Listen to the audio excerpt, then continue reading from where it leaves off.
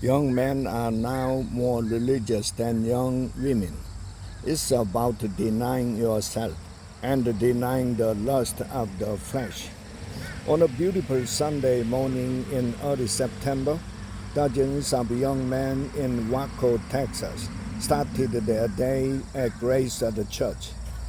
Men greeted visitors at the door, manned the information table, and handed out bulletins. 4 of the 5 musicians on stage were men. So was the pastor who delivered the sermon, and most of the college students are packing the first few rows. I'm so grateful for this church. R28 told the congregation before second pastor. We baptized him in a tank of water in the sanctuary. Great Church, a Southern Baptist congregation, has not made a conscious effort to attract young men. It is an unremarkable size, and it is in many ways an ordinary evangelical church.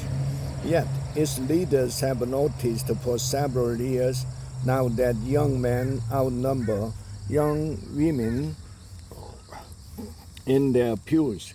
When the church opened a small outpost in the nearby town of Robinson last year, 12 of the 16 young people regularly attending were the men. We've been talking about it from the beginning, said Ted P., a pastor at that congregation. Hope Church, what's the Lord doing? Why is He sending us all of these young men? The dynamics at Grace are a dramatic example of an emerging truth. For the first time in modern American history, young men are now more religious than their female peers. They attend services more often and are more likely to identify as religious. We've never seen it before. An associate professor of political science at Eastern Illinois University said of the clip, among Generation G Christians, this dynamic is playing out in a stark way. The men are staying in church while the women are leaving at a remarkable clip. Church membership has been dropping in the United States for years, but within Gen Z, almost 40% of women now describe themselves as religiously unaffiliated, compared with 34% of men, according to a survey last year of more than 5,000 Americans by the Survey Center on American Life at the American Enterprise Institute. In every other age group, men were more likely to be unaffiliated. That tracks with research that had shown that women have been consistently more religious than men, a finding so reliable that some scholars have characterized it as something like a universal human truth. The men and women of Gen Z are also on divergent trajectories in almost every facet of their lives, including education, sexuality, and spirituality.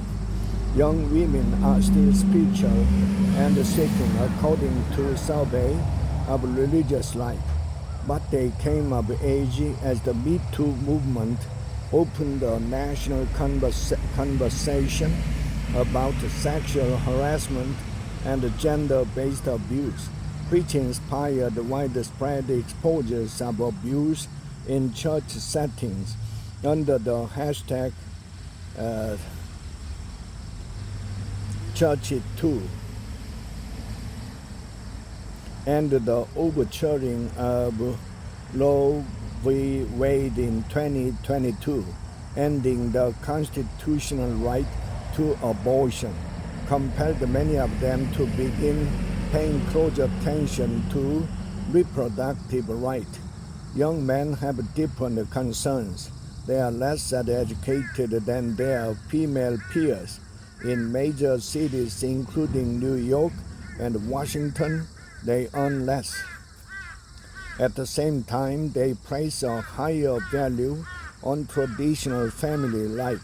Childless young men are likelier than childless young women to say they want to become parents someday by a margin of 12 percentage points, according to a survey last year by Pew.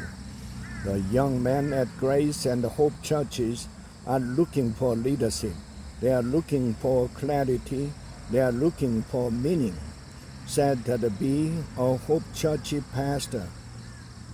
Kay is a senior at Baylor University in Waco, from which Grace Church draws a sizable portion of its young attendees. Baylor's a Christian school with Baptist roots is the kind of a place where the school newspaper runs a pit feature for new students headlined Church Shopping, a beginner's guide to finding a spiritual home in Waco.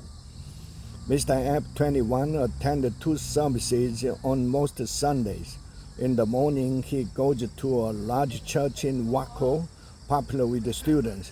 In the afternoon, he often attends Hope Church.